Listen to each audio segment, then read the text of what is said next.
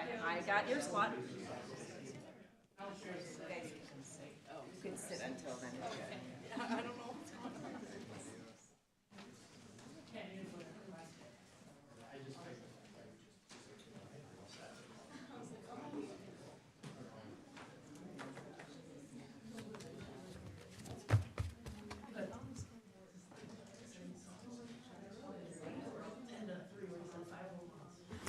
All right, good evening, everyone. It is Tuesday, May 27th, 2025, and it's just after 5:30 p.m. This is a public meeting of West Bend Joint School District Number 1. More than 24 hours prior to the meeting, notice of the time, place, date, and subject matter of this meeting was posted at the entrance doors of the Education Service Center and on the district website. It was also sent to the West Bend Community Memorial Library, the Daily News, WRYU, the Milwaukee Journal Sentinel, and other media sources that have requested notice of our meetings. I'll pause to ask Superintendent Wimmer to confirm this meeting was properly posted. Yes, it was. Great, thank you. Please rise and join us in reciting the Pledge of Allegiance. I pledge allegiance to the flag of the United States of America and to the republic for which it stands, one nation, under God, indivisible, with liberty and justice for all. Thank you. We recognize a quorum of our board. We have 6 board members present.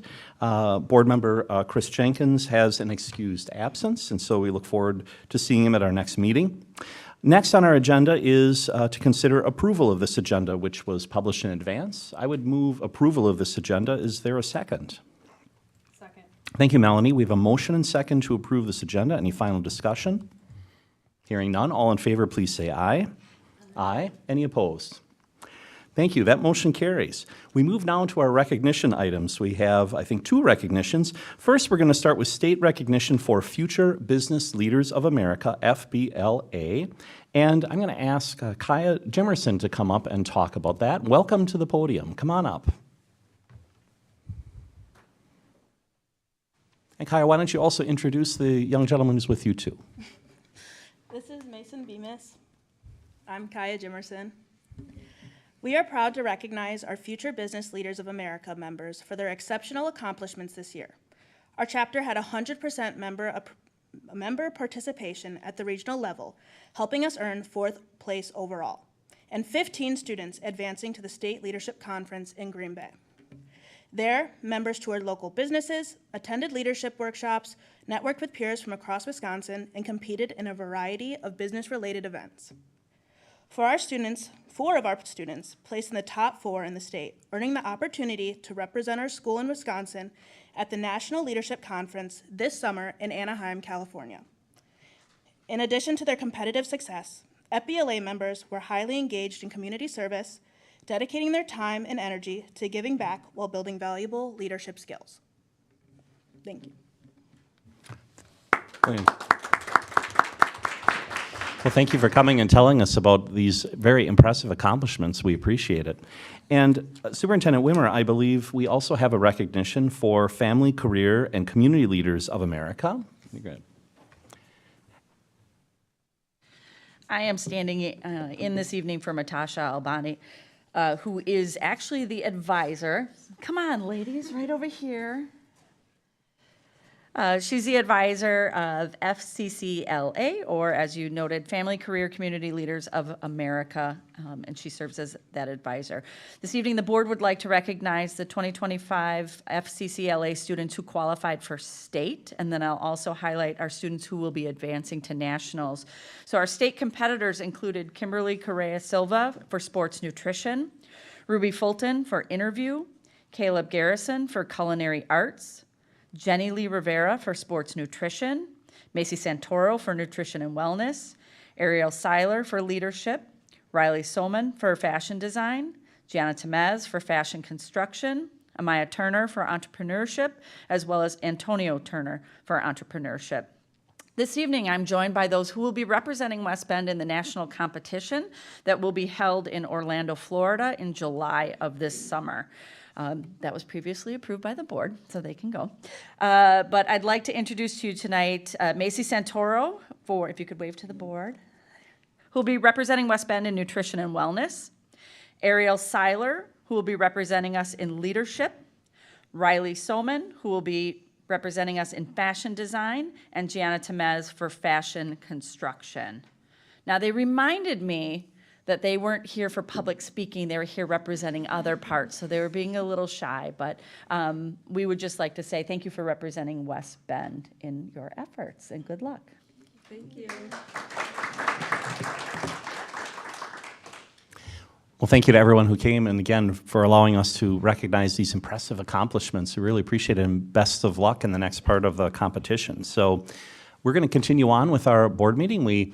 This is a public meeting, and so we absolutely welcome everyone to attend, but we also understand if you have some things to do on an almost summer evening, we are not offended if you choose to leave at this time. So we'll continue on with our meeting, and thank you again for everyone who wanted to attend.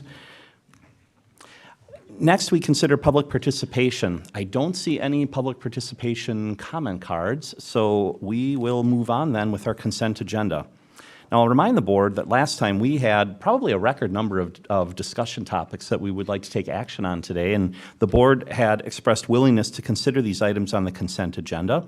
And Superintendent Wimmer, I don't think anyone had mentioned any items they wish to pull off the consent agenda Nope, in there are no advance. Okay. questions. I alerted you to an addition that was not previously discussed due to a qualification for the West Track team, along with a corresponding donation, but no questions from the group. Mr. Jenkins, although he had a work conflict tonight, did express his support of action items this evening. Great, thank you. Board members, are there any items on the consent agenda that anyone wishes to pull off? Otherwise, we'll consider this as it stands.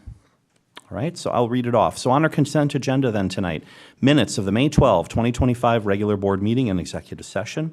We have 4 contracts and 2 employee transfers, 5 resignations, no retirements, the out-of-state trip for West Boys Track that Superintendent Wimmer just discussed, out-of-country trip French class, Math 6 through 12, illustrative math resource recommendation, advanced placement pre-calculus curriculum and resource recommendation, advanced placement U.S. government law and resource recommendation, English language arts, 5th grade, core knowledge language arts resource recommendation, career and technical education, TC Video 2 resource recommendation, Career and Technical Education, TC Accounting 1 and TC Accounting 2 resource recommendation, Career and Technical Education, TC Computer Literacy resource recommendation, Career and Technical Education, TC Automotive 1, 2, and 3 resource recommendation, 2025 and through 2026 student fees, 2025 through 2026 meal prices. I believe that's everything on the consent agenda. Are there any final questions on anything on the consent agenda? Hearing none, I would move to approve this consent agenda as it is presented. Is there a second? Second. We're going to give that one to Mr. Pickler tonight. Thank you, Joe. Motion and second to approve the consent agenda. Any final discussion? Hearing none, all in favor, please say aye. Aye. Any opposed? Thank you. That motion carries. We'll move then to reports and referendum updates. Superintendent Wimmer. Sure, coming to the podium right now, our team from EUA. Findorf, I see you're hanging in the background, but they'll be part of the presentation. We've got a couple key milestones that we've been hitting and wanted to make the board aware. You saw this team prior. We've got some new faces that they'll introduce, but foreshadowed kind of your first look at maybe some of the interiors and some of the exteriors. So it's a pretty exciting presentation this evening. And then also just kind of the next time they'll keep digging into design. The next time you'll see this big of a team is more closer to fall, the start of the school year, but we're eager to have you present tonight. Awesome. Hello, everyone.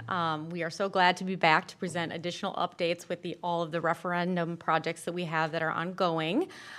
We have a few new faces that are going to be presenting tonight, so I'll start by introducing myself and the rest of our team. I am Katie LaCourte, Senior Design Architect with EUA, and I'll let my team members introduce themselves.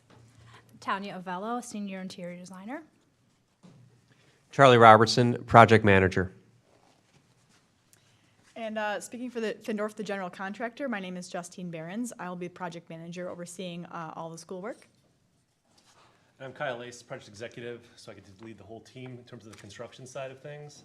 Then 2 people that are also up on the screen is Erica Freeman, so she's a lot working in the background in terms of our communications that we do with the community as well as internally with our teams. Then also Derek Gallenberger. He'll be the project manager and lead for the 2 summer projects that you're going to start seeing in a few weeks. Do we want to call out Charlie and his connection right now? We might as well. I was born at St. Joe's, at the old St. Joe's over there. I actually lived just behind Badger. I was telling Katie as we were coming down memory lane. I used to live on the other side of Badger, right on 7th Street, and I saw construction of that big project when I was a freshman in college to be an architect. So grew up in West Bend, ended up moving out of town as I was starting high school, and much to Jen's chagrin, ended up going to Kewaskum for high school. So, but now it's on the record, I suppose. Sorry, Jen. All right. Well, our agenda today really is to review at a higher level the Part 2 update of the Jackson schematic design. So as you remember, we presented kind of the first half of our design presentation at last month's board meeting. So for those of you online and watching, if you haven't seen that Part 1, I'd encourage you to go back. We're going to review some of that just because it sets the stage for what will follow. But this is really meant to be a Part 2 presentation, so this one will dovetail from the previous. And then we have some updates from Green Tree and McLean relative to bidding and construction, and Findorf will lead that part of the presentation. And then lastly, we'll just talk about next step, what you can expect in future board presentations as we get through summer and into early fall.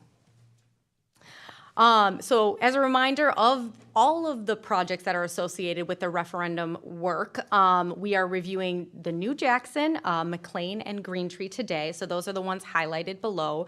The Badger, Silverbrook, and East and West High Schools have not started yet, so those will follow once they begin. And then Charlie will talk a little bit about the schedule for those three projects as a reminder.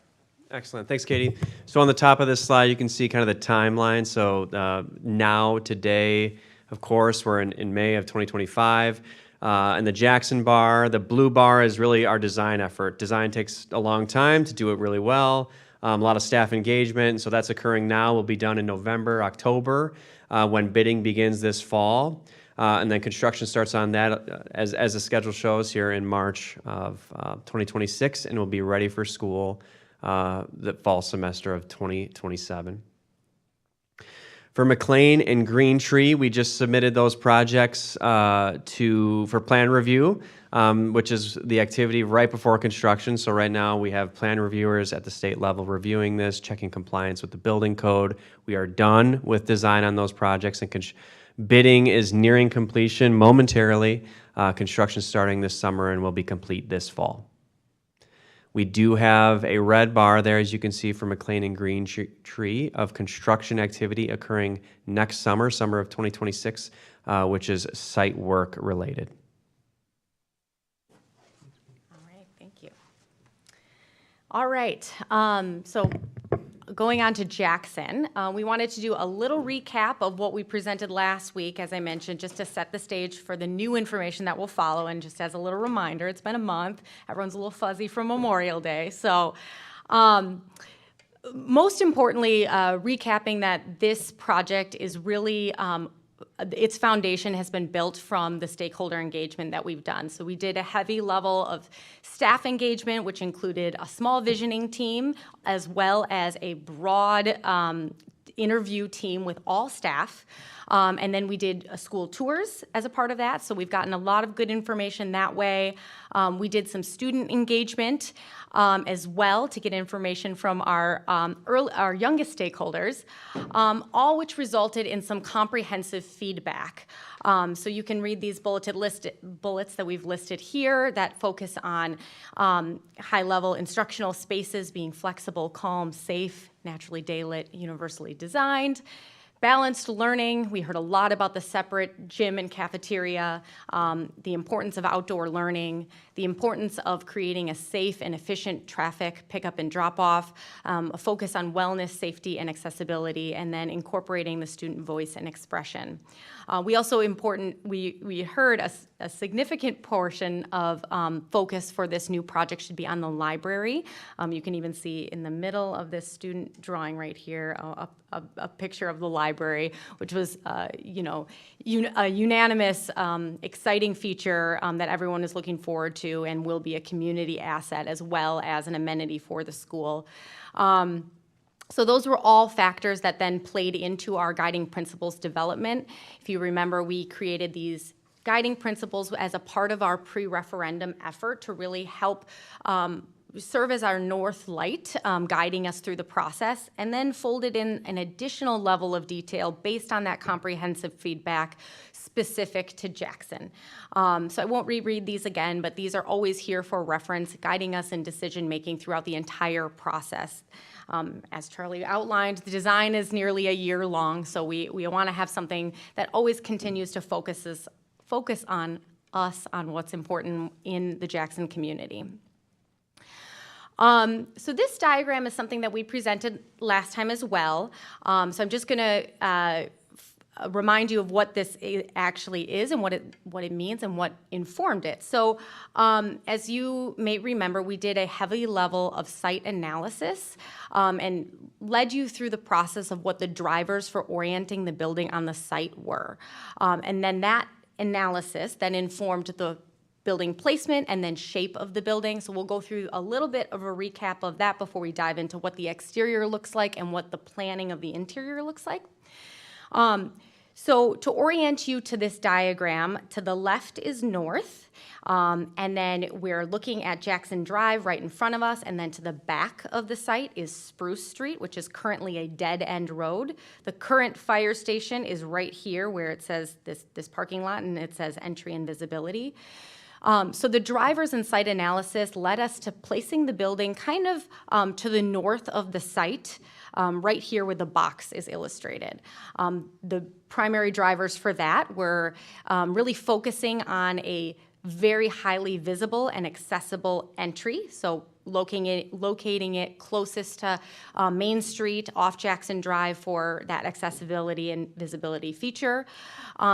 Maintaining a connection and a view to the natural wetland element that's to the north of the site, so leveraging the views that are offered at that portion of the site, and then taking advantage of the Spruce Street dead end as an opportunity for an additional accessible connection. So when we're designing new schools, we really like to separate bus traffic from parent pickup and drop off to maintain that safe and efficient ease of access.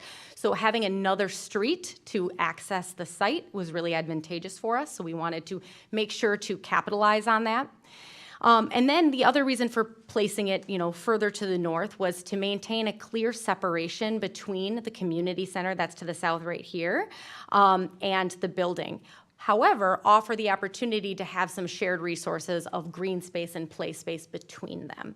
And so that's really what drove placing it in this current location.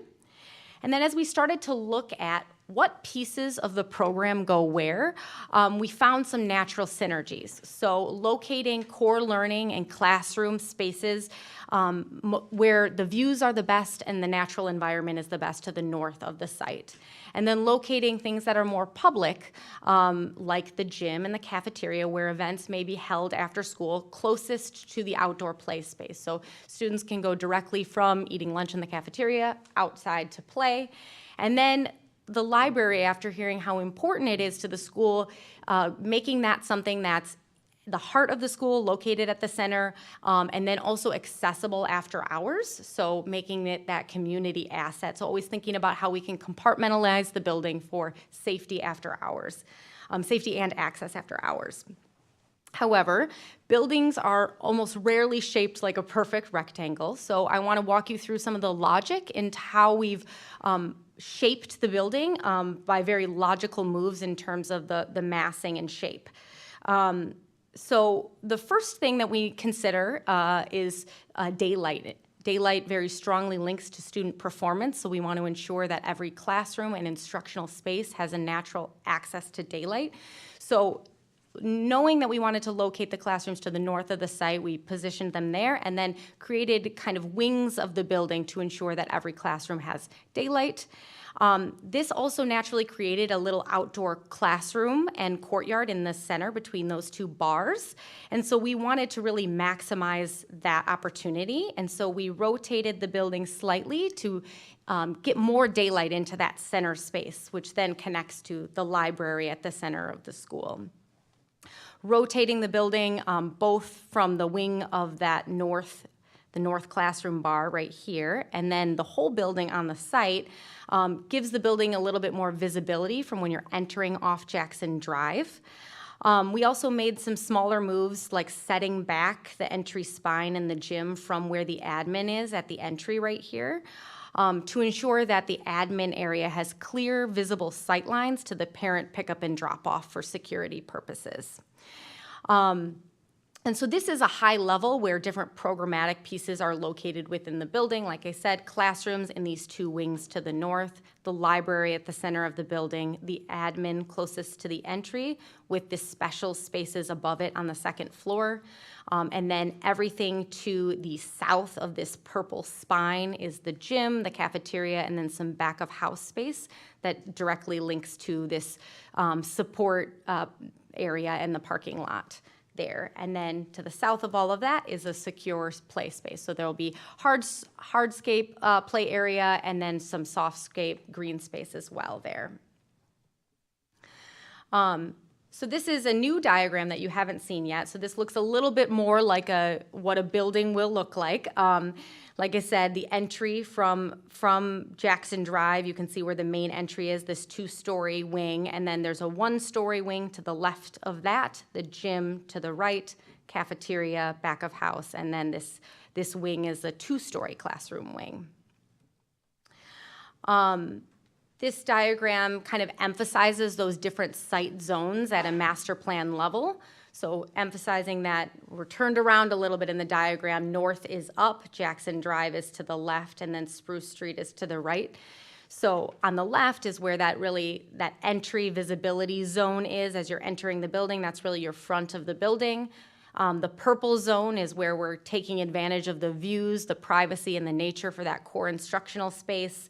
The yellow is the support area, and the red is that play area that's that potential shared resource with the community center, but creates that buffer. This diagram shows how site circulation works. So we actually are having parents enter the site to the south of Jackson Drive. The intention behind this is to maximize queuing space that's off of Jackson Drive to minimize congestion along the busy road. So we have a lot more linear footage of space for cars to queue and then a passing lane there. So I think it'll be much improved from the current condition at Jackson. And then a visitor parking lot right off of that. I already mentioned the play space to the south of the gym and the cafeteria that will also serve as an event entry. And then we're taking advantage of the hard surface play area to serve as an overflow parking spot in the case of an event. So we're not building more parking spots that we need, but strategically designing that so it can be used as an overflow parking lot on off hours or weekends, et cetera. Can I ask just a quick question about because you mentioned, and I think it's really important today, if I recall, Jackson has like no drop-off space. Yes, right? yes. 0. So this is a vast improvement. We talk about, just from an adequacy perspective, I mean, I look at this and this seems like a lot, but if we had enough for 1,000 cars, that probably would be too much given the size of the school and the number. So in your opinion, how do you, when we look at this as a board, this seems sufficient, but can you comment on that a little bit? Sure. So I'll kind of take it piece by piece. So the visitor parking spot has about 30 spaces, which is pretty equivalent. I think it's more than any of your current elementary schools have in it. I think they all have around 20, between 20 and 30 average. The parent drop-off lane can accommodate about 60 cars from the entry all the way up, from the curb cut all the way up to the entry, and then it has a passing lane. So 60 cars can fit stopped, and then other cars that are just driving by can pass. The overflow parking lot can accommodate about 90 cars, and then the staff lot that's to the right, which I didn't go over quite yet, but that can accommodate about 70 parking spaces. So that should give you just some quantities to visualize. Yeah, thank you. So speaking of that staff entry, that also will be where buses will drop off. So there is also a drop-off lane for buses. So buses can pull over and cars can go by there. So staff and buses will enter in that same Spruce Street entry and utilize that easternmost entry. And so there's kind of a public spine that's created from east to west with those two entries. And then the north dashed line is really just a fire lane for emergency vehicles. I mentioned the idea of ensuring we're always keeping in mind compartmentalization of the building and use of the public after hours. The red is really that more private space that's compartmentalized after hours, and the green are spaces that the district is anticipating using after hours. So the library, gym, and cafeteria all being kind of open to the public after hours. And then the primary circulation is also indicated from entry to entry. We talked a little bit about this at the last meeting, but I want to just emphasize the importance of it, that the plan was really designed with all of the comprehensive feedback in mind and folding in the guiding principles along the way. So safety and security being of utmost importance to the district has been considered at every level. As obviously I just described, in the site, we've really been thoughtful and considerate in how the building was formed to maximize security, coming down to the idea of the community and district really wanting opportunities for outdoor learning, so creating a way that feels safe and secure within the confines of that northern courtyard. And then creating a way to compartmentalize the building, as I just outlined. What this does is allows for a little bit more freedom in the spaces that are internal beyond that security line. So teachers can utilize collaboration space and have visibility and glass from collaboration space or classroom to collaboration space to leverage that space for project-based learning and special ed, and really feel more secure in their spaces because they are inside a line of security. Then the second part of the guiding principles is balancing that safety and security with creating an environment that really feels like a warm embrace, that feels welcoming and accessible and representative of the Jackson community. Like I said, we heard the resounding excitement over the library, so we wanted to make that a focus and make that feel like that warm embrace when you walk in the building. So we've designed the whole building so that everyone really walks by the library as they're circulating through the school, and everyone gets to experience what that special environment feels like. And then the idea of being adaptable and flexible to ensure that we are really efficiently using the district's resources. That is, we're looking at that from multiple standpoints. Creating, I mentioned the flexible collaboration spaces that are used for project-based learning, for special ed, for intervention. They really have multi-purpose uses, and so it enables us to build less space because we are building multi-purpose spaces that everyone can use for multi-purposes. And then building spaces that can be used as bubble classrooms so that we are ensuring that we're meeting the needs of today, but then also potentially the needs of the future. We don't know what's going to happen in terms of enrollment when this new school is built, so making sure that there's some padding in there to accommodate any increases that may occur as a result of an exciting new school being built in your district. And then designing the building, schools are constantly being added onto over time often, especially newer schools. And so considering how you might add on to those and planning for that to occur. So you may not ever add on to this building, but we don't want to design a school that would be difficult to do that. So we've intentionally designed a notch in the northeast corner of the 2nd and 3rd grade and 4th and 5th grade wing to be able to take advantage of infilling that with a future classroom. And then same with the kind of north area right here of the kindergarten and 1st grade wing. You could add 2 classrooms there from a site perspective. And that's really kind of the maximum you'd want to accommodate within the building. Do you want me to speak to the Yes, yep. Maybe the next slide. So that's really the maximum that you'd want to accommodate from an addition standpoint without putting strain on the other infrastructure like your cafeteria, for example, and your capacity to serve students. So you can accommodate this amount of addition comfortably. So I'll dive into kind of the more details of the program. I've kind of alluded to this is where kindergarten and 1st grade go, this is where 2nd and 3rd grade go, and we'll kind of look at this in a little bit more detail. So I just want to call your attention to the key on the lower right that kind of outlines the colors relative to the different departments. But I'll walk you in as we walk into the front door. So this little arrow indicates the entry to the building on the west. So right here is Jackson Drive. The admin area is immediately to your left, where we are creating a secure entry sequence similar to what we reviewed on Green Tree and McLean. The kindergarten and first grade wing is a one-story wing that's to the left of that. The intention behind that is that the littlest kids are closest to the entry. And they have a little bit different classroom sizes and components than the second and third and fourth and fifth grade.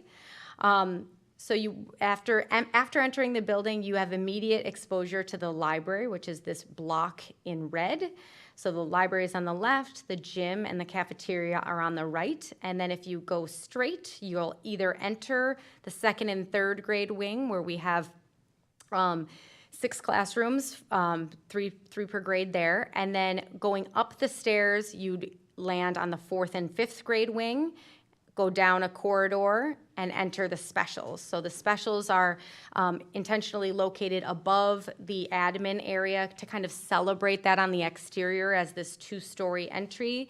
And then also for ease of access for the kindergarten and first grade, they can just go up a stair and immediately access the music and art spaces as a part of their curriculum.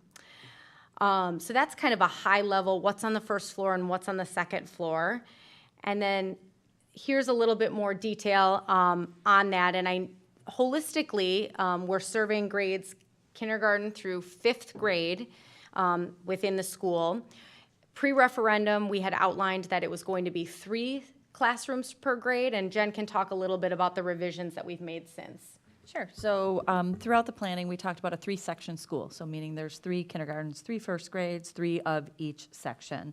When we did an in-depth enrollment analysis, we look at the number of students who might be selecting private parochial school, homeschool, or open enrollment. We're right on that Germantown border. Sometimes that's ease of access. We make calls to anyone who selects a district other than our own. And a lot of times, as you can imagine, when I'm looking at portions of the building from 1950, et cetera, we have some people selecting to go elsewhere without ever having come into this school building. And sometimes that is right around 30 students in a year. So when we looked at and analyzed that potential, as well as the significant growth that Jackson is experiencing in its housing as well as its industry, manufacturing, et cetera, it's an area that's growing. So you can see where the team already designed, and Katie alluded to, here's where you could add on in the future. That's a little bit future that's farther away. We asked them specifically to look at if I had to add 2 flexible classrooms right now. Not that I'm going to welcome that in the next year, but I project that we'll need that flexibility within the next 10 years on that campus. And the time to think about that is right now. So we're putting that, we specifically asked them to include that in these pieces in this design. Now, certainly that adds costs, which we analyzed, and that cost is $1.2 million. Roughly for those additions to do now to have that flexibility for growth, so that we could kind of grow with our community there. Now, with that said, we certainly have, outside of the referendum funding that we received, the Jackson Trust, which has a similar amount of funds in that. So it's something for the board to think about and discuss around which stages you want to look at growth for that school and that community. So we're just proposing that now, telling you kind of why we asked for this right now. I would imagine that you'll want to have kind of further reflection and conversation about those things as well, but just wanted to put it on the radar for kind of this preview as well as some future discussion for you. Sure, and just to be clear, because you were kind enough to show us some diagrams with the dotted lines around future expansion, Superintendent Wimmer, the ones that you showed, are they reflected on here in a color? Could you point those out very specifically? Oh, yes. Yep. Thank you. So these are the 2 added, so right on the end, these 2 added classrooms right here. Yep. So you can notice on the left here, these are kindergarten classrooms, and there are 4 of them. And then on the right, these are first grade classrooms, and there are 4 of those.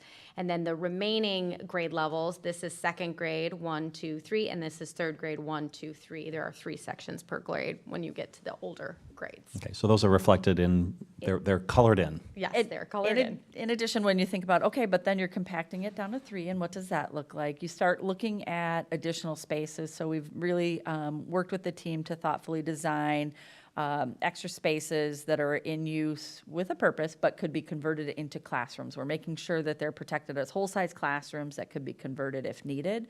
So as that moves through, I have enough for, in case there's a 4th section, to move it all the way through the building in that. Yeah, and so what she's referring to, I'll walk you through the whole plan, but there is a space that we've designed on both floors, what's indicated here as makerspace, which is really just a project-based learning space that's inside of the library, which is very common in school design now to develop, is being sized as could be a traditional classroom. So it could flex inside of this wing and become a 2nd or 3rd grade classroom if one year you had some expanded enrollment temporarily, or could be converted for the long term. So there's flexibility built into the plan as it's designed to date, and then there's additionally flexibility. Like I said, this notch right here could be infilled, and the site could even offer further expansion to the north here if you wanted to even add more. So we don't know what the future will hold, but we are trying to do our best guess in predicting flexibility to accommodate those needs. So I have a question on that. So as you're designing a building for possible future expansion, are there things that you have to think about with the building systems to make them, more easily added onto, like the HVAC, the plumbing, things like that, so that it's not cost prohibitive to add that section later? There's always a fine line in terms of we don't want to compromise the budget of now by over-designing for something that may never come, but we don't want to make it more expensive to add on. So yes, there's things that we can do from a system standpoint to prepare us to add on without necessarily going above and beyond and designing that full system. Like, we're not going to size our air handling units right now to accommodate those 2 added classrooms, because likely by the time we get around to adding them, you're going to replace that air handling unit anyway. And so depending on the lifespan, depending on when you add it, so there's that balance that we'll have to investigate as we continue the design process. June? I know this new school is going to be K through 5, but is there an expectation or an assumption that the kiddos who would have gone to like an early childhood or early learning center, who would have naturally flowed into Jackson, will they be attending those early years, pre-K, somewhere else? No. So what we did not need to include in this build is, if you recall, Jackson Community Center just expanded with, I think it was 4 classrooms that they put on. They serve our early learning as a partner. So we didn't have to include a suite of 4 classrooms here. And then their property is directly adjacent to ours. So kind of one big campus. But they will go there and will continue to go with those community partners. Right down here.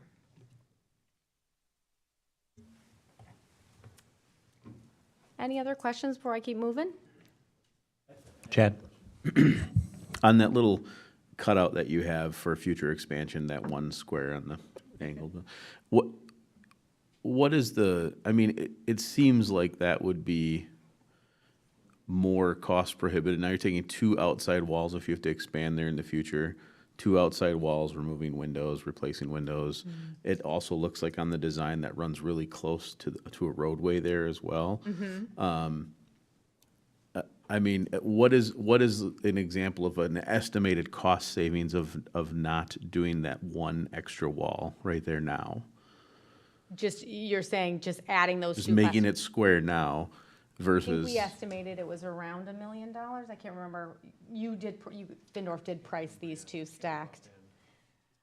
Yeah, even though you're obviously not paying for the extra exterior wall, like it's, if you were filling this in, this if you just exterior made the wall walls would go move straight here. to the end and make 1 corner instead of 2 corners. Yeah, you're still paying for that additional square footage and the mechanical, electrical, plumbing systems, and so it's tough to accommodate that within the constraints of the current budget.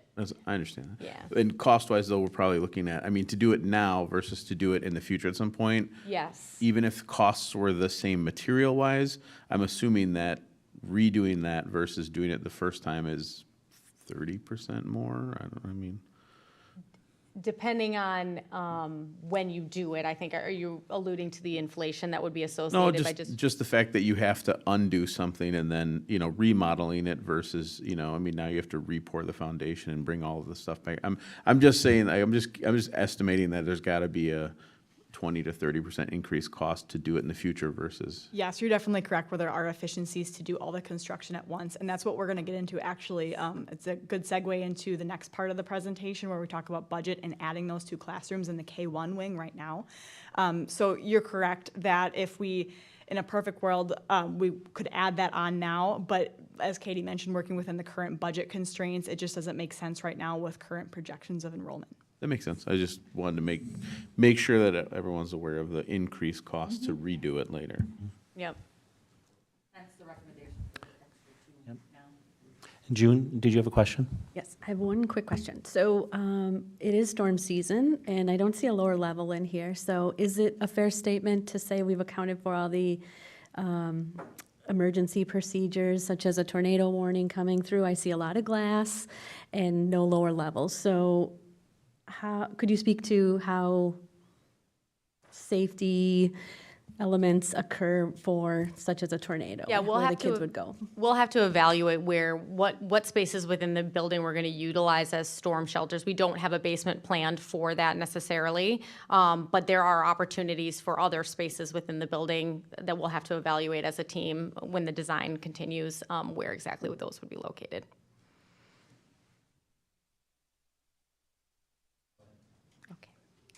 So I just, walking in the building, I kind of outlined the major areas of the building. I want to focus on a little bit more detail here in this plan. So like I mentioned, this walking in the main entry here, you have your secure entry sequence through the main office. This is the admin area here. Our pair of security doors are right here to enter the wing. We have student services, psych guidance, and family liaison on the right. And then you're entering kind of into the kindergarten and first grade wing.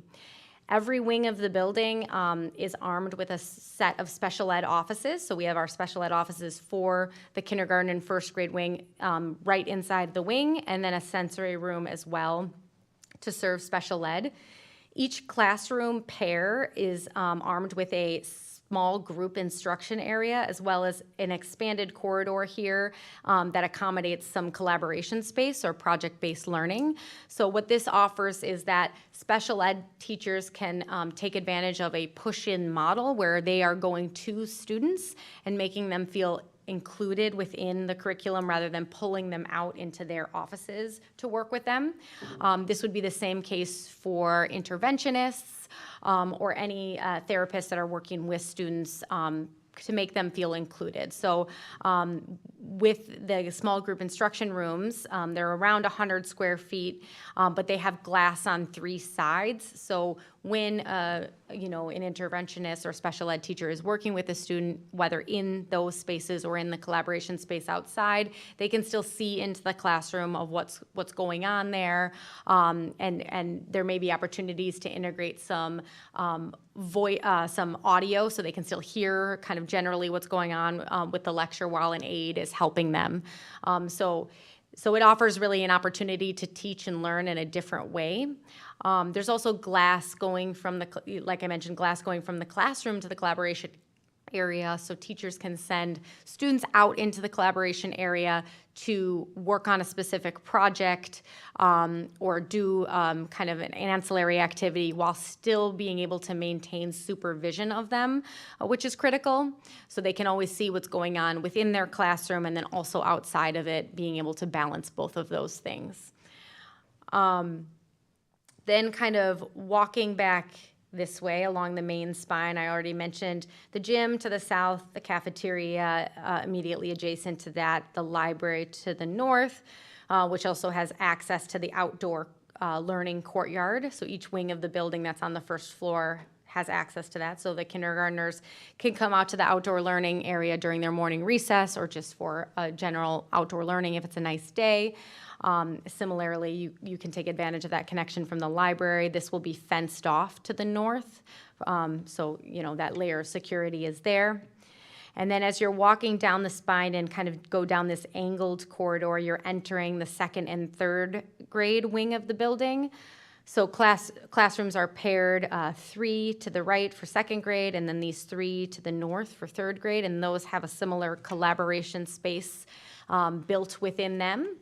They also have small group instructions rooms similar to the ones I just described for kindergarten and first grade.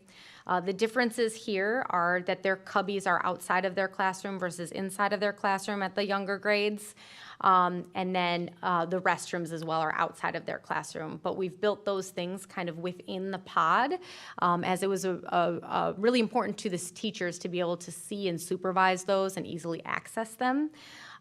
So we've built those all in with glass outside of the classroom so teachers can see what students are doing. As we know, a lot of misbehavior tends to occur outside of the restrooms and the sinks. So teachers can supervise what students are doing. And then similarly, there's a special ed office and a sensory room to build that special ed space within each of the wings of the building. Are there any questions on the first floor before I move upstairs to talk about that a little bit more in detail?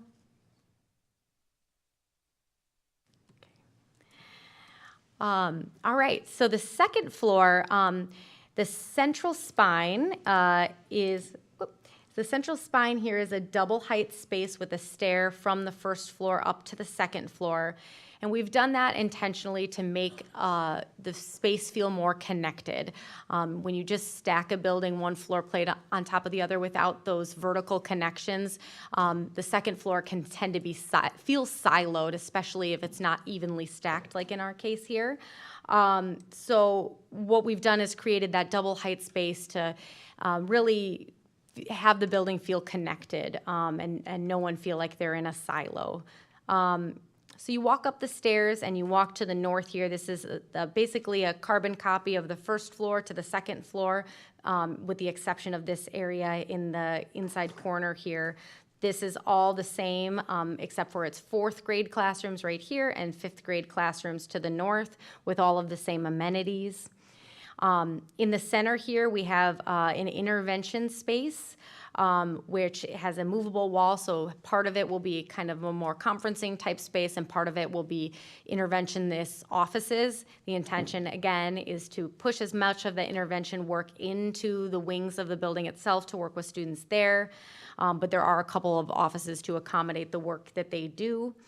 And then we have a staff space in the to the right here in the corner for all staff to come together and collaborate. And then if you go left when you get to the top of the stairs, you're seeing this big X right here, which is a double height space within the library. So you're seeing a vertical connection to the library below, so you can look into the library as you walk by it, to the special space on the left. So we have music and art to the left. Art becomes a feature that kind of hovers over the entry that you can see into to really showcase the exciting things that happen there. And that covers the second floor. Does anyone have any questions on the specifics there?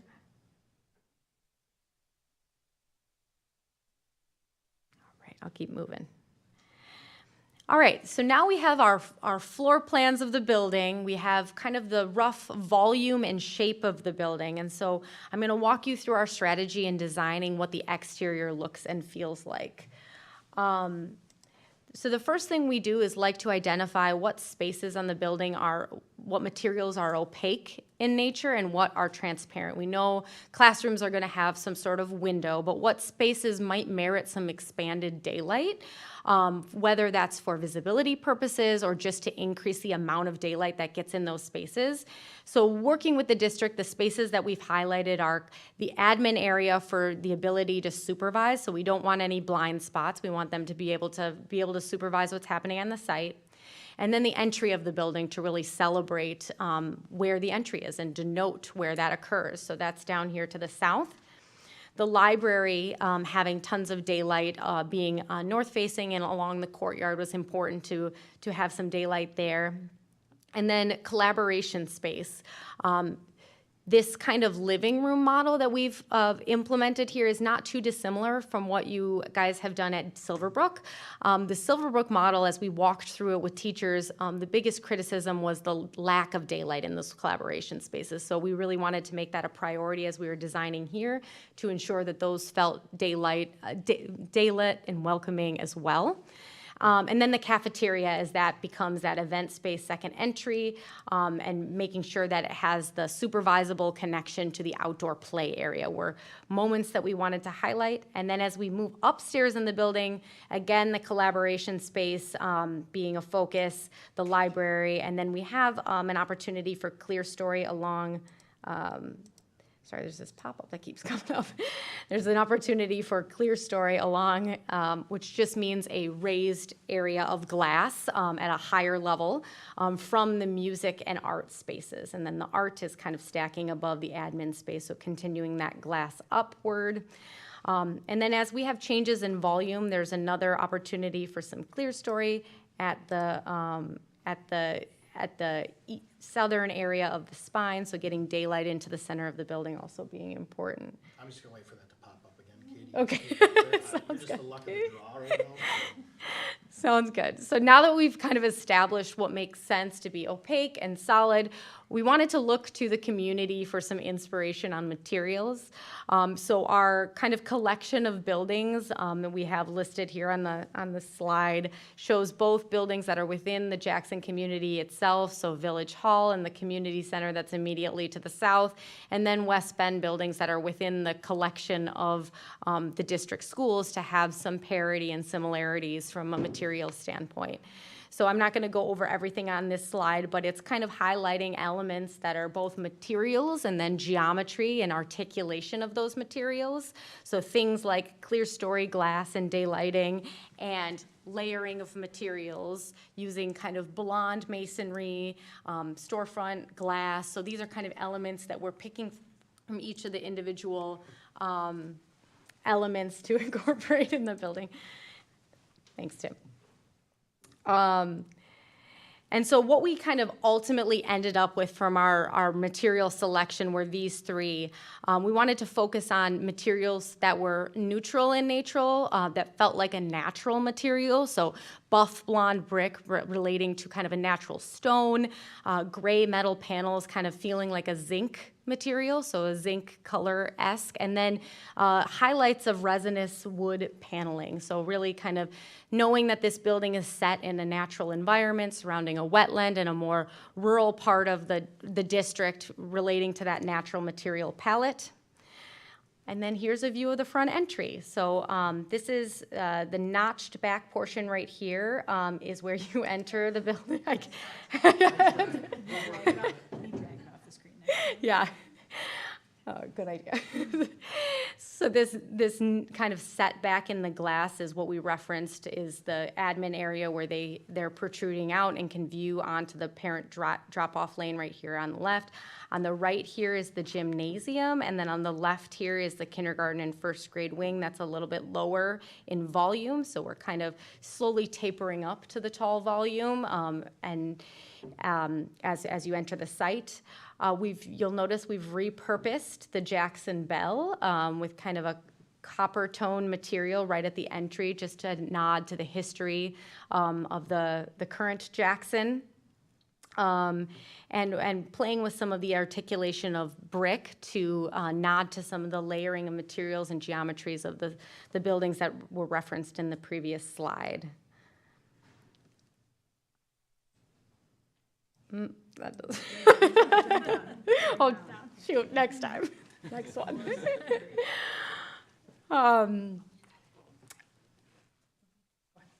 So knowing that the materials that we're using are neutral and natural, we've introduced some playfulness with some of the patterning, so some of the mullion patternings on the glass and the panelization of the metal panel, just to insert some level of whimsy and play into the design.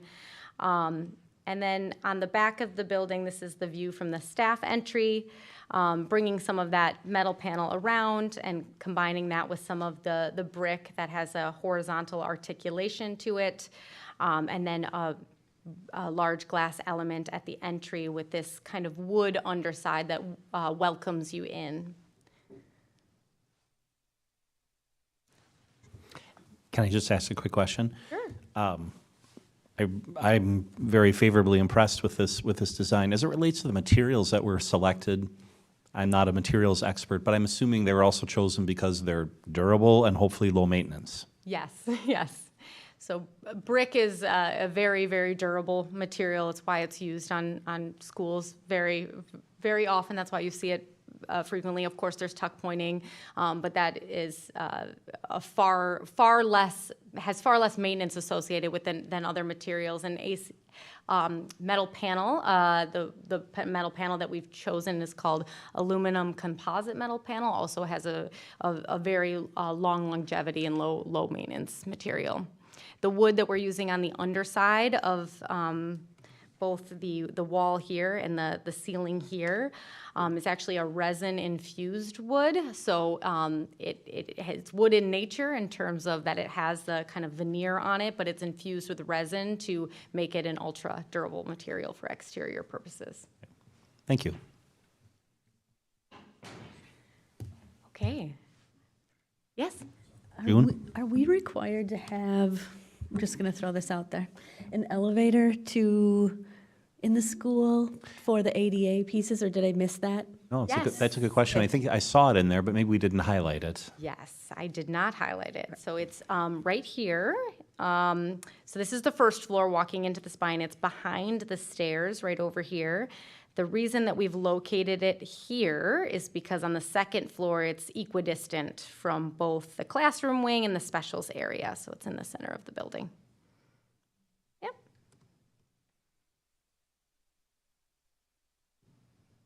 Other questions? All right, you ready to go inside the building? Okay. I'm going to reintroduce Tanya Avello, our senior interior designer. Hello, and feel free to ask questions as I go too. This first slide, you'll see, is this a representative of the different palettes we're planning? It was of interest to have a district standard, we felt. The lion's share of our design work is currently with Jackson, but we are doing work at McLean and Green Tree, and we also want to just respect the state of Green Tree and improve it, and also just the really classic charm of McLean. So our interest is to really work towards style and not so much fashion. So we don't really have an interest in changing wood stains or anything like that to something trendy when McLean is McLean, and we want to stick with that. So you'll see there, we've got kind of wood tones matching what's there, and also with Green Tree. At Jackson, we have a little more flexibility, being that it's a new school. Katie introduced that sort of cinnamon wood on the exterior, which I think brings in a lot of warmth to the exterior. It has a friendly feel to it. On the interior, we're deviating a little bit and going to more of a clear maple. Reason for that, it's light reflective. Also, a lot of the kindergarten outfittings in the rooms and those little manipulatives and things tend to be a clear maple. So it just would feel more cohesive that way. And then also I wanted to just show that you're seeing a lot of color on this sheet, but the reality of it is that the bulk of each building will really be sticking with neutrals. I would imagine in your mind about 75% of the walls being a warm white. We'll use color in distinct areas, but it won't be real circusy. We really want to be calm and just keep the tone more regular for the kids so they're not overly stimulated. And the image to the right is some of the materials we would be using to induce some of those colors. A lot of it can be done in carpet. This is more of a carpet tile or plank, which is a more modern version of a carpet. You may be familiar. It has a rigid back so that it doesn't have stains that really go through and stain like carpet of the old. So we're trying to use dark colors so Tim and his crew don't have to clean it every 5 minutes, but also bring in some nice yarns of tone. And in some distinct areas, use those more bright colors that you're seeing to the right. We're doing a couple of small group instruction spaces, a little smaller space, and just to make it joyful or fun, we might be a little more intense with the floor color. Otherwise, we'll just be neutral throughout. Did you have any questions on the general finish palettes until I move to the next slide? And again, this is a little bit of a teaser. Superintendent Wimmer had said before, we will be bringing images back in the fall with more detail. This is really just kind of an overview. We had a couple of concepts we introduced to the core team, and then they ended up bringing them to the instructors to get some feedback. One was based on transport. There was a train at one time that brought students from Jackson into West Bend. And the second concept had more to do with the area waterways. So that's what this slide is depicting. The red square is our site for Jackson Elementary, and this is just talking about waterways. And we wanted to really bring out the nature inspiration of that. So we might not be as specific as calling out the marsh, but we want to use imagery or organic shapes related to nature. This is a slide showing what that might be. You can see there's patterning on the bottom, which is kind of naturalistic and organic. We want to do that with not only the shapes of the spaces, but also what we do with the carpet and the ceiling. There are things like iconography, like the image in the upper right, that can also depict nature without being as literal. The application of these sorts of organic materials are shown on this slide. What we're showing here is that sort of dappled carpet, which is that center image on the upper. It's a little more of a dapple or like a shadow play through tree leaves. You'll see that in the lower left as well. There's sort of bark and flowing images. The image on the far right lower are baffles. This can be used for sound control. And also it's a little easier way to get like an organic shape without a lot of heavy construction changes. And there may be some spots where we would use more of a decorative light, maybe in the LMC or in the major spine, and that's the upper right image. I'm not saying it's specifically that one, but that just gives you an idea of the character we're aiming at.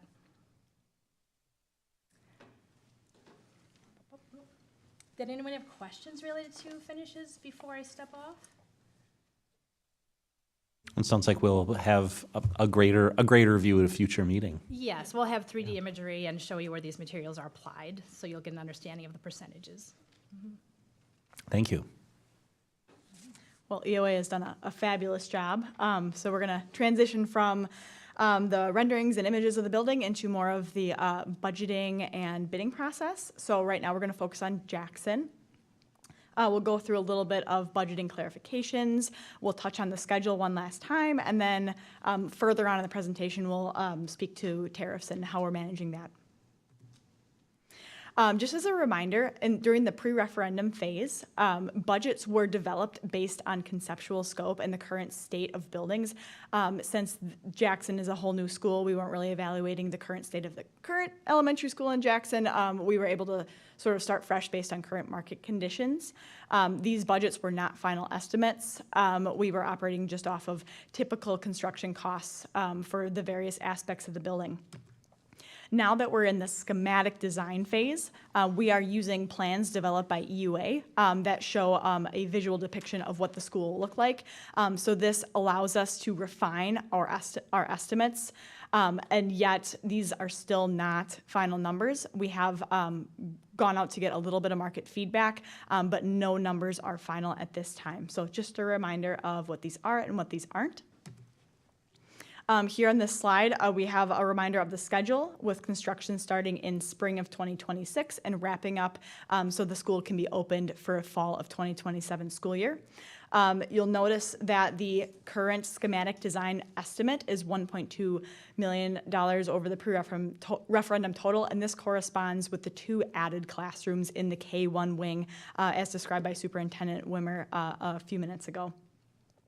The bidding for this project will begin in late fall of 2026, with contractors to be awarded in late fall of 2025, with awards being made in early 2026.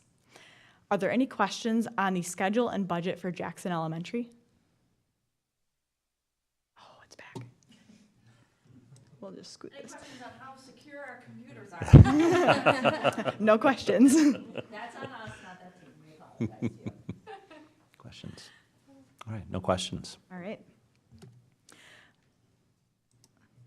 So we're now going to transition over to the McLean and Green Tree schools with the construction beginning this summer, so we're very excited to get going. We'll start with Green Tree Elementary. Just a reminder, the areas that will be affected by this summer's construction in Green Tree will be primarily the administrative areas, which are centrally located by the building's main entry, the restrooms throughout the school, and then 8 classrooms that are down in the southeastern portion of the building. The scope of work is varied, and there are little bits and pieces of the school being upgraded for capital maintenance and safety and security, but the primary areas that are being updated are restrooms for ADA compliance, adding some restrooms and expanding them in classrooms that will serve kindergarten and early childhood students, creating a new secure entry system at the main entry, replacing all of the windows, and upgrading some of the PA clock systems. There are some mechanical upgrades as well in site that will occur next summer. Snapshot of the Green Tree schedule. We are very excited to get started with construction the week after next with demolition and some early work. We have put out 2 separate bid packages for Green Tree and also McLean. We took advantage of some efficiencies by lumping the 2 bids together in one bid. So if I'm a contractor submitting a number, I can do so for both schools at once. It just saves a little bit of paperwork and keeps economies of scale in play. We already had 1 bid that was for the demolition and window scopes, and we are eagerly awaiting to receive bids on May 29th for the remainder of this work, including the work that's going to, some of the work that will take place next year. Construction will begin this summer on June 10th or 11th, and it will wrap up early fall. Any comments or McLean? Sounds good. Any questions on Green Tree's schedule, scope, and we are still on track budget-wise? I know we had entertained a question, I think, from the board, perhaps at one of the prior meetings, around this is kind of quick turnaround for bids and starting work, and is that an advantage or a disadvantage from a cost perspective? And we had some dialogues, good dialogue on that. Anything new that you've learned in the meantime that would say, wow, there's a cautionary note, or does it seem like it's playing out as you had predicted? You know, right now we're happy to have several bidders that are interested. We've been talking, as Kyle mentioned last time, we've been keeping in contact with bidders in the market, letting them know this project is coming up, and we have quite a few of our trade partners who are excited to submit numbers and bids for this project. Great, excellent. Other questions? Thanks. All right. Moving on to McLean Elementary School. Again, a reminder of the areas impacted. So the main office on the first level, as well as the classroom that was originally next to the main office, which will be converted into additional administrative space. The second floor area, immediately above the main entry, will also be experiencing some renovations. And then 2 classrooms on the south side of the building will have new restrooms added on, as they will now serve early childhood kindergarten level students. There will also be some bathroom remodels on the lower level underneath the cafeteria.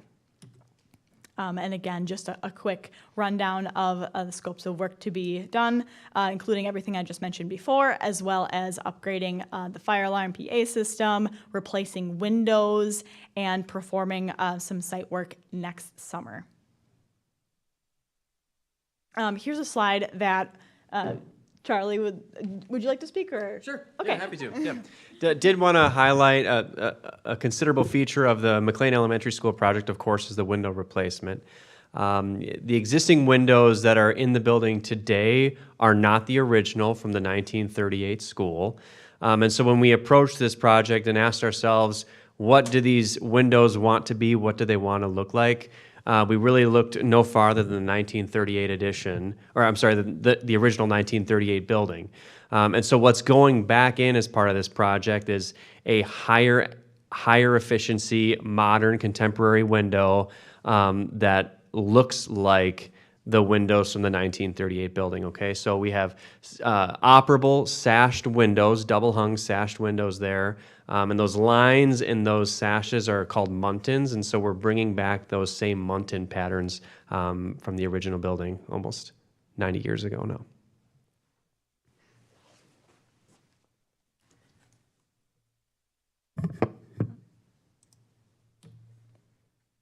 Another brief reminder of schedule for McLean. It will be concurrent with, operating concurrently with Green Tree, with construction beginning in a couple weeks and then wrapping up in early fall.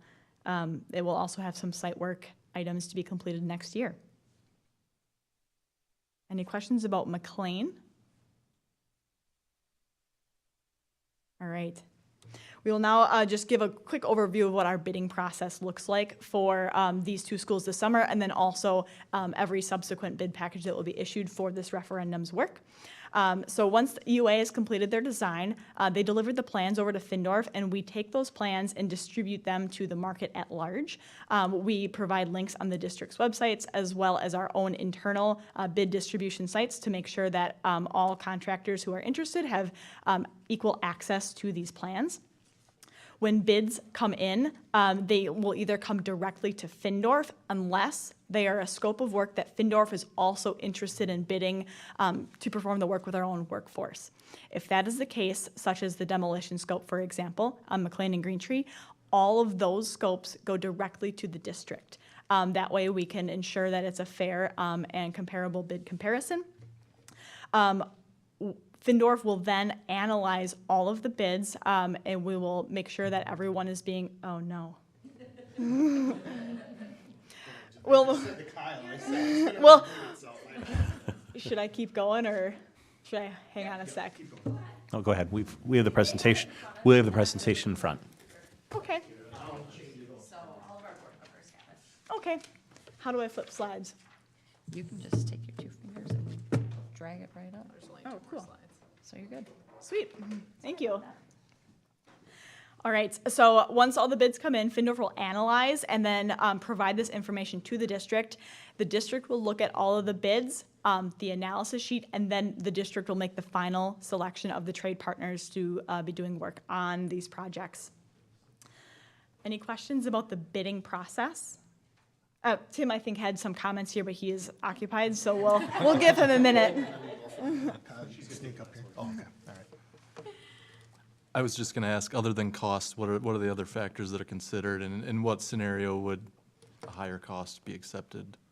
So it's, when we do a bid analysis, we want to make sure that every contractor has included the same scope. And it's not as simple as just, do you have the window replacements? There are things that go along with that, like do you have all the equipment required to replace the windows? Do you have the correct window system, the one that's specified by EUA based on their knowledge and expertise of products? So we go through and we make sure that everything that's needed is included so we don't get any surprise costs down the road if we find out that the low bidder was low because maybe they missed something. So those are the things we really look for.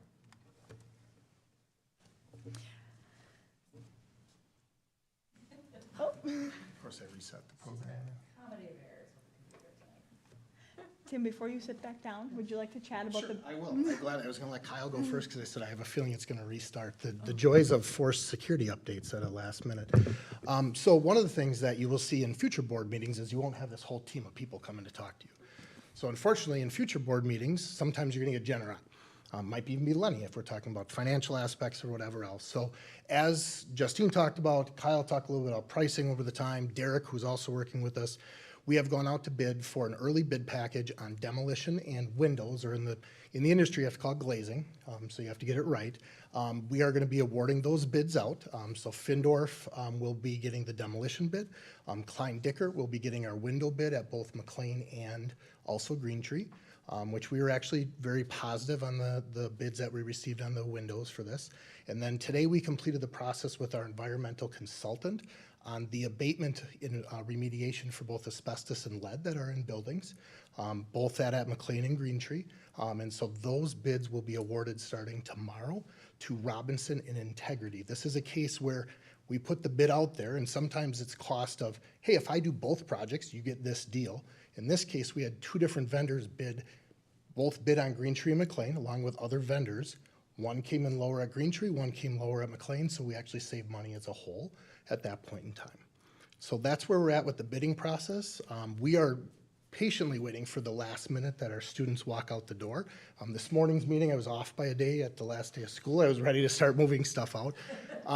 We have spent considerable time at Green Tree and McLean. working with their staffs, talking about where their stuff is going to go. Today, we started the first of approximately 100 moving carts that show up in our buildings to help staff pack up, pallets of boxes that we can have made up for them to store their stuff in. Our staff has to pack up some of their stuff in their cabinets if they're not moving, based upon the work that they're doing. If they're completely moving, we take care of the rest of it. So we're gonna take care of the furniture with the facilities team and those types of things. A lot of individual questions. It's not, hey, this whole map, 90% of these rooms, you do it this way. So my staff, Corey, our day shift staff, Al, have been working with them regularly. Our principals, I think that's the most I've spent in Green Tree in the last 2 weeks, in McLean in a long time. Because I think there's a lot of individual pieces to it. But we will be starting Saturday, June 7th, starting to take stuff down and ready to turn our buildings over to our partners on June 10th. All right? You gonna take it? Thanks, Tim. Before we wrap up today, I just want to touch on tariffs and cost management and how we go through that process. So we like to take a very proactive approach to this. One thing that we always do with all of our projects is try to capitalize on early procurement. This means purchasing items that either have a really long lead time, we say, or like time between purchasing and actually having the delivery. We do this to A, mitigate schedule delays, and B, lock in those lower costs early. Even if it's done before we need it on site, that way we can make sure we avoid any late in the game cost increases. Another thing we do is we're lucky to have a very diversified supplier network. We have trade partner contacts all over the state of Wisconsin, both small outfits and large. This helps ensure that we get really good pricing for all of our projects, as exhibited here with this relatively tight turnaround that we're confident we'll have a pretty good coverage on. Another thing that we do is we have the ability to explore alternative materials. For some reason, if there is a product that maybe is typically sourced from overseas, we do our best to work with EUA and maybe find a comparable product that's local. Similarly, if something is out of stock, we are able to work with our partners and the design team to find items that are readily available. We are able to adjust our schedule timelines to accommodate the marketplace. For example, right now we're bidding out a bleacher replacement for McLean Elementary. This work may or may not take place this summer, depending on the capacity of bleacher trade partners at the time. However, we are able to bid it out now, lock in the pricing, and then schedule that work to take place at a more opportune time when the market is more favorable. Sometimes we even get better pricing if we put it at a time that's not a typical bleacher replacement or sidewalk replacement timeline. Finally, we just want to highlight how we value transparency. This is your building and your school. We are just stewards to help you get there. So we want to be fully transparent through this whole process. We have nothing to hide, and we just want to bring you the best value product we can. Any questions about cost management? Yeah, so anytime a project is, a year or more out there, you kind of, if you're estimating the cost, you have a general inflation factor. I imagine tariffs, or the potential for tariffs, has complicated that calculation. So are we looking at it on a material by material basis, like what might happen to lumber or things like that, or steel, or is that level of detail involved? Yes. So when we are doing estimates for projects that will take place a year or two down the road, we do factor in cost escalations and tariffs.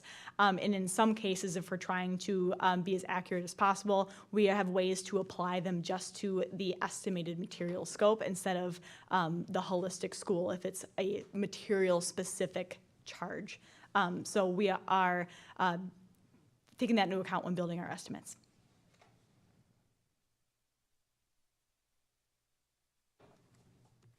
Well, thank you all very much for your time today. Just want to go over some next steps, unless Katie wants to take this. Oh, yeah, so I was just going to say, we will be back likely in the fall or late summer to review exterior or interior design. So Tanya presented kind of general concepts. We'll be back to present what that looks like once we get to the end of design development. So this is kind of the schematic design presentation. Once we get to the end of schematic or design development, we'll present those updates to you all. So we'll see you in a couple of months. You'll be seeing construction in the meantime and hearing from the district other updates regarding construction. So. Great. If I can just ask one just overall question for the remodeling projects. If they extend a little bit longer, God forbid, and it's time to start school, I mean, I'm assuming we're going to do our best to manage that. But also as it relates to what would likely be the case, I'm assuming if there's work left over, it wouldn't be something, we would be able to work around it. In other words, there wouldn't be a loss of power to the building at that time. There's a The couple whole- pieces that they've been really thoughtful around, because some classrooms are standard classrooms that are in use every hour of the day. Some maybe auxiliary spaces, others. So they've looked at and mapped out some of the work, and you saw where they've staged it. You know, this is part 1 in the summer, this is part 2 next summer. They staged those pieces. And we are prepared for, okay, in case we're going to be delayed on some windows, then we're leading with these windows in these classrooms, and those will be the last ones to finish. So they've been really thoughtful, doing several walkthroughs as a district team, as well as this team in front of you, around what if and what's the impact so that it could be mitigated. I mean, a couple of years ago, I know in my tenure, we had some pretty pretty construction going on in McLean that bled into the year and in that central column to shore up and navigate some stuff. And people are very flexible about working around it. Sometimes little kids are pretty excited about construction going on at their school, but they've worked really hard to keep it so that we can run during the day without interruption. Thank you. Board members, other questions? We're very grateful for the presentation and the thorough walkthrough. This is an exciting time and obviously a lot of things going on. So we appreciate you walking us through this. Thank you so much. Thank you. We'll see some of that team tomorrow, 7:30. We start at Jackson. We'll be presenting the same thing. They've seen parts and pieces, but bringing it all together. And then kind of the next leg is they look at designing interiors. So Great, be thank you exciting. again. All right, we move on to our next update, which is the Curriculum Committee updates. We'll turn it over to Melanie Aragot, our Curriculum Committee Chair. All right, thank you. So the Curriculum Committee met on May 20th. I will continue to be the chair of the committee, and the meeting schedule was set for the year. During our meeting, we discussed the curriculum review process, including the review cycle, which incorporates both short-term adjustments to support upcoming grade level reconfigurations and a long-term plan, as well as the professional development plan for the upcoming year aligned to this work. The plan was sent to staff for feedback prior to finalizing. The committee also reviewed updating the name of Advanced Algebra to Algebra 2, which you will see on the agenda this evening for discussion. The committee discussed the book club review and recommendation process, recent feedback, and soliciting feedback from staff and families prior to the end of the year, so the committee could further review if any revisions are recommended to the process for the coming year. In addition to reviewing the process, the committee reviewed Q1 book club lists and accepted recommended revisions. Not included in these revisions are 3 titles recommended by staff which exceed established thresholds and will require full board review and action. The books Ender's Game, The Glass Castle, and The Color Purple are at your seats tonight, so you can take them home and read them in advance of them appearing on an agenda for discussion. The committee is thinking this could be a July topic to include feedback and recommendations for this process, as well as the review of these books. That concludes my report. Thank you. Thank you. So it sounds like we've got Got June some- homework. Got some homework. We have June homework. Thank you. Any questions for the Curriculum Committee? All right, thank you for the update, Melanie. We move then to the Superintendent's report. Superintendent Wimmer. When we start talking about dates in June, the reality that there's 8 days of school left for kids kind of really hits you. So again, we talked about Friday, June 6th being that last day. Teachers and other staff work on Monday, June 9th. And so with that end of the year, we've got some graduations, some that have already occurred, some that are right in front of us. So GPS had their graduation. GPS is a program at secondary that's a work-based learning program. It provides in-depth hands-on activities, real-world work experience that's integrated into their education and preparing them for valuable careers. So there were 10 West Bend students who completed this program, and East student Alexis Langhoff was selected as the student speaker to represent our region. Then we will be having the Project Search graduation next week, which will feature more West Bend students. The West Bend School District partners with West Bend Insurance and Threshold as the Washington County provider of Project Search, which helps young adults with disabilities gain marketable job skills. It's a one-year transition program where they learn job skills in the classroom and through unpaid internships at West Bend Insurance and other companies to explore different career paths. So that occurs next week. Then our high schools will have their graduation ceremonies on Sunday, June 8th, with West at 1 p.m. and East at 4:30 p.m. in our high school's field house. And also, for the first time, Badger 8th grade promotion will be held at the high school field house. That event's Thursday, June 5th at 6:30. In addition, there's a ton of other culminating events. I always remind you to check our websites, check those school pages for all of those. Tomorrow is the Class of 2025 honors ceremony at 4 p.m. at the high school, as well as the military signing event at 5:30 p.m. And the ever-popular grad walk, where our students return to where they started their education in elementary school, is on Friday of this week. So lots of fun end of the year. We would continue with recognizing some of our students. Congratulations to East and West seniors who won awards that honor their athletic and academic achievement of our senior athletes.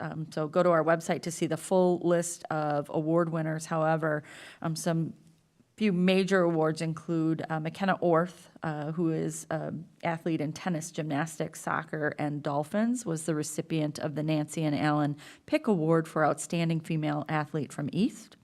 Paige Guzzi, who plays volleyball, basketball, and softball, was the recipient of the Nancy and Alan Pick Award for the Outstanding Female Athlete from West.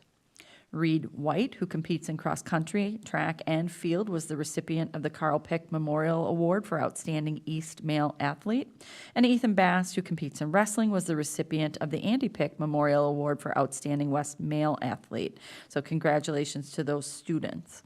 Also, I'm pleased to report that we had one student earn a perfect score of 36 on the ACT. So congratulations to Noah Becker, a West junior. We will honor all students who earned a 33 and higher at a future board meeting. There are several students with high achievement, but it's not often you see perfect scores come through. So congratulations to Noah. We're really happy for you. That concludes my report. Thank you. Any questions for Superintendent Wimmer on her report? All right, hearing none, we'll move then to our discussion items. First discussion item is a course name update of Advanced Algebra to Algebra 2. Superintendent Wimmer, will you walk us through this item? Yep, so this is just aligning our course name. Right now, it's Advanced Algebra. We'd like to name it Algebra 2. That's aligned with the state, with other secondary, post-secondary partners, and it's more reflective. This is just a name change for alignment. It's not any change in resource or its curriculum. This is a discussion item, so we won't take action. Board members, so are there any questions? Any objections to this appearing on a consent agenda for approval? Why don't we add it to the consent agenda then, Superintendent Wimmer? Thank you. All right, we move then to process for high school configuration review. Sure. So at our last meeting, we started talking about a board-approved process, and we had some takeaways from both committee as well as full board.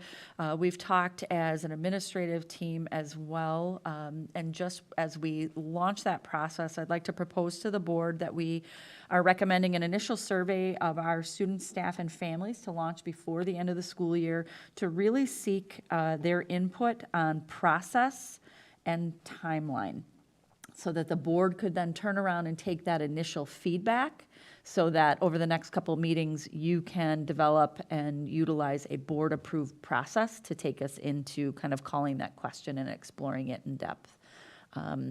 In there, I would foresee doing an opening of maybe some enrollment data and kind of why we're asking now, which is, it's an extension of looking at the facilities, the referendum, those pieces that came forward. An opener, I wouldn't foresee giving loads and loads of data, but more questioning them on what they would like to see as we build, maybe just giving a general outline, but really opening that door for the board to receive feedback from those constituents now as you're on the cusp of building a process. So you're using the survey in essence to support the process or design the process. Correct, that we would launch with one, like I said, kind of by the end of this week, just talking about the board is exploring this, we're looking at this process, here's kind of the whys that's having us look at that. Here's some elements, that we anticipate from our previous discussions, but what feedback do you have for us as we look at both the process and potential timeline? Board members, any questions, comments? That's just to look into the process, that's not looking at, is looking into the process also gonna include like cost analysis and things like that? Because I assuming there's a cost to rebranding everything. Sure. What I'm soliciting is just their feelings on that. I wasn't going to line up, so I'm not going to give them all that. That's going to be the exploratory pieces. That's when it comes before the board. And we've talked about some of those elements. I'd kind of put that in the narrative. This is what we're thinking we need to look at. What do you think? They might come forward with something like, oh, you should analyze this or be looking at this. I just thought it would be a nice opportunity before they're out to get input into the process and potential timeline. Other comments? I don't know if this is something we need to take board action. This is designed to inform administration, correct? Yep, I will then proceed. I'll put something together that it really leaves some open-ended pieces that we could synthesize. I'll talk about just in general what our conversation's been thus far and what you're attempting to kind of build, and leave that open for people. So that when we bring back a recommendation, it's grounded in students, staff, families, in some of their input as well. So this then flows into the next discussion item, which is Policy 119, the high school configuration review process. And this is a first reading for potential removal. This would serve as a first reading for removal in that. So as we develop that process, you need 3 meetings to look at your readings for removal. A second if you were doing unanimous action on it. However, I would recommend we kind of bring these readings along with, so that as the board develops and lands on a board-approved process, you can also confidently sunset that policy. So therefore, I'm bringing that forward for a first reading for removal. So this is an important administrative process, but essentially is putting the board on notice that we're considering removing it. In conjunction, obviously, with the development of this process. Questions or comments on that? All right, we need not take action on that. It would come back for a potential second removal. But again, Superintendent Wimmer, you mentioned we're going to time that Correct. together with the other process. Okay, moving on then. Policies for first reading, 600 series, fiscal management. So at our last policy committee, recall that we had done some of this work, but we delayed putting it on an agenda. We're just trying to balance time. So this is the corresponding work. So as we look at a cycle where we're really doing in-depth review every third year on different policies, the 600 series was in place for that. We had new policy committee members, Chris Jenkins and Joe Pickler, join us for that review. And we're recommending removal of policies. You can see those. I've got them in packets so you can look at them. 610 had some overarching goals we talked about and framed some language that could be nested into 620 in lieu of that. And then 671 and 684 for removal. So we've got a bucket for removal. Then we have a bucket for revisions with format alignment. Recall, we've been trying to clean up whether it's the names of things, our style of things. So I've made little notes of what that style is. And again, you can see them in those. Green represents new language, red represents kind of strike-throughs or actual strike-throughs on that. So those are just format pieces. So I'm calling your attention to that. There was several policies that required no change at this time, but we'd want them on the radar so that we update the date of review and formalize that. And then there were some recommended for revisions. So in 620, and I'll go through these just high level for you. Again, it's just simply a first reading. You can see in green, we had some changes there around some overarching goals for financial management that we developed. In 656, we had on there some pieces updated around fees and looking at that, some cross-references to laws. In 660, we were looking at removing a strike-through of a piece. Again, some of those pieces that were redundant, cleaning up, making the language a little bit easier. We also talked about complementary procedural manuals that would come forward with some of the operations, so we're working on aligning those. And again, extending our fund balance in 662, so growing that piece. And then 665, you see, is just a more substantial on fraud prevention specifically. 672 on purchasing. Again, this is where we're cleaning up quite a bit and placing that into more of a process procedural piece. And 683 asset management, lining that up to federally use thresholds as well as recommendations. So again, board members can take some time, look at those different pieces, give feedback to me in the interim. We would bring these all back for a second reading for you. Great. So again, this is a first reading, and acknowledging this is a lot of material, and the the policy committee went through these, but we encourage feedback. Any questions or comments on anything so far? Otherwise, we'll bring this back, obviously, for a second reading. Is there objections? All right, we'll plan on that. Thank you. That moves us then to The next policy, yes, 830. 830, use of facilities, first reading. Yep. So you see that policy language we worked on. We brought this in and out of committee. Recall, we had some conversation about cleaning up levels, doing those pieces. Tim did the legwork on kind of scouting other policies, districts, practices, et cetera. So what you see before you cleans up the language that we have. It's pretty considerable, condensing down to the different groups in those pieces. So there's the piece of language, and then there's also the AR, which is the administrative rule that would accompany that is reflective of the shifts in pricing structure that would accompany the policy. And that's reflective of, like we said, we kind of brought this one in and out of committee and back and forth to the full board for input to develop the language and the structure. Good evening. Please, go ahead, Tim. We've been back and forth a couple times, as Dr. Wimmer said. The biggest thing to point out is we've collapsed from 8 groups with 4 pricing tiers to 3 groups with basically 2 pricing tiers. If you are a West Bend School District sponsored group, our co-curriculars, our activities, there is no cost. Then there's a West Bend community group, and then there's an outside the West Bend School District community charge that goes with that. There's a facility use charge and a staff time that is charged with that. The staff time is per group, so if you rent multiple gyms, the staff time covers for that, but here to answer any questions that you may have. I think just for the group, our philosophy really was around the reflection of actual costs. Yep. We're not looking to do this as a professional facilities host or anything of the sort. And also one of the things that you had mentioned that I considered to be important was, on the one hand, the ability to have fine-tuned control with 5 or 8 classifications and categories is one thing, but the administrative hassle of invoicing and billing according to that needs to be taken into account. So I think we struck a really nice balance here. And our staff who does that, especially Laura from my team who does that, when she read this policy, like, this makes it pretty clear cut at that point in time.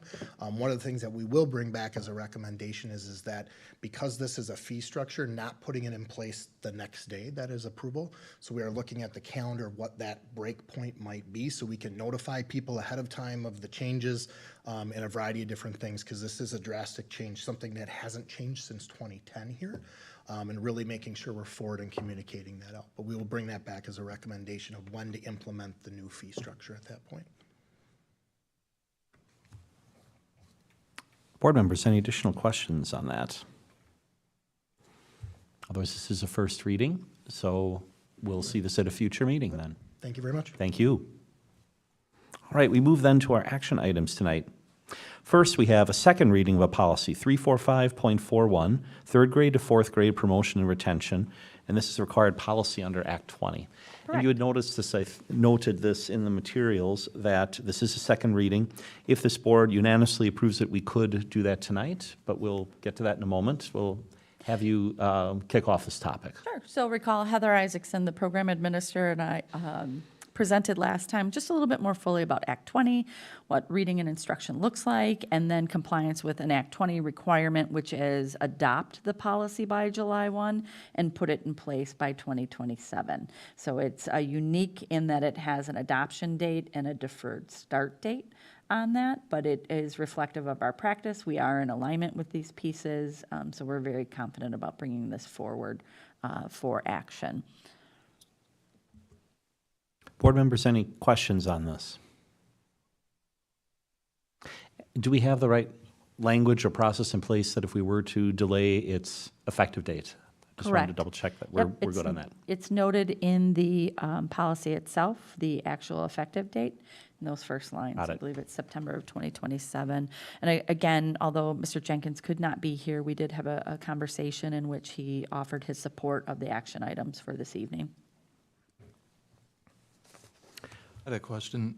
It references the universal reading screener. When does that take place during the school year? Sure. So generally, we look at a couple pieces right now. I'd have to look at our exact assessment calendar, but there's generally a fall assessment that serves as a screener. It's delayed for some grades. I feel like the little kids, they might start school and then it kicks in a little bit later. Your assessment calendar will come up for board review and approval, so you approve that piece. Some we're required to assess and give, and then some we select tools that serve in that capacity. So we do generally, screeners will be kind of more in the beginning, and then we'll do some ongoing benchmarking, like your STAR scores, those kinds of things. And then we'll do additional that may be a student receiving intervention that would receive progress monitoring. That's a little bit more frequent so that you can make sure that what you're doing as intervention is working. So we'll set that entire schedule in front of the board for approval. It comes at the next curriculum committee that will bring that forward. And then it will give you and then if you looked at our website, it would give you all those pieces. I just can't remember which one's given at which hand because we've got quite a few that occur at different grades. But that is a board-approved piece that occurs annually. So to summarize it, the screener happens early enough in the year that those interventions can take place. Absolutely. So you're going to have two pieces. So if you have a returning student, I might have a handle on where that student is, whether they were in intervention and that sunsetting, and I've got some end-of-the-year data. So I'm not waiting either. So I might have that period of time. So maybe some groups they're getting screened a little bit in October, but I maybe did not wait on that. Or I've searched, they've been in with us. They started maybe early childhood with us. They've done those pieces. But good questions around kind of what does that gap look like in time? But generally, they're rolling up, and we've got an awareness before. But again, screener is to indicate so you can set them on a path to close a gap, and then we continuously benchmark and progress monitor. Thank you. Superintendent Wimmer, I think, just for the benefit of the record, I think we talked about this at the last meeting, but just to remind anyone who might be watching, this is third grade to fourth grade promotion or retention. Why wouldn't it be second to third or fourth to fifth? There's something magical is the wrong word, but there's something magical about that particular slice in time. Research talks about the importance of making sure students are proficient readers by grade 3, because it's more difficult to close that gap after that age or grade level. So that's why really the law is targeting those earliest grades to kind of put all their efforts there and to ensure that all kids are reading at grade level by then. But there's certainly, the policy gives you enough wiggle room for unique cases, so we're confident in its application. Board members, other questions? All right, now this is a second reading, and as I had mentioned before, if we are all in favor, we would be able to pass this. Are there any objections if I would make a motion to that effect? All right, hearing none, I would make a motion then to approve Policy 345.41, third grade to fourth grade promotion and retention, Act 20 policy is presented. Is there a second? Second. Thank you. Dr. Temez, we have a motion and second to approve Policy 345.41. Final discussion. Hearing none, all in favor, please say aye. Aye. Any opposed? Thank you. As none is opposed, that motion is unanimous, and the motion carries. The policy is adopted. We'll move then to, I believe it's future agenda items. Future agenda items, we start with our board meeting calendar. And our upcoming meetings are as follows, all scheduled to take place at the Education Service Center. June 9th, regular board meeting at 5:30 PM. June 17th, curriculum committee meeting at 4:30 PM. And June 23, regular board meeting at 5:30 PM. And again, we remind the public to watch for the official meeting postings in case the time or the place, location, date may change. Anything else to add on the board meeting calendar?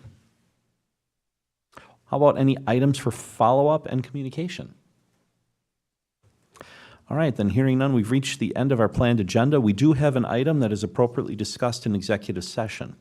So I'd move to adjourn into executive session pursuant to Wisconsin statutes 19.851C to consider employment, promotion, compensation, or performance evaluation data of any public employee over which the governmental body has jurisdiction or exercises responsibility, and take any such action if necessary based on its discussion, namely evaluation. Is there a second? Thank you, Kelly. We have a motion and second to adjourn into executive session. Any final discussion? Since this is a motion to adjourn into executive session, I'll take a roll call vote. Ms. Ergot? Yes. And Ms. Kruger? Yes. Ms. Lang? Yes. Mr. Jenkins is absent. Mr. Swigert? Votes yes. Dr. Temez? Yes. And Mr. Pickler? Yes. Thank you. We are unanimous, and we are adjourned into executive session. Thank you to everyone who attended and watched. We look forward to seeing you at our next meeting.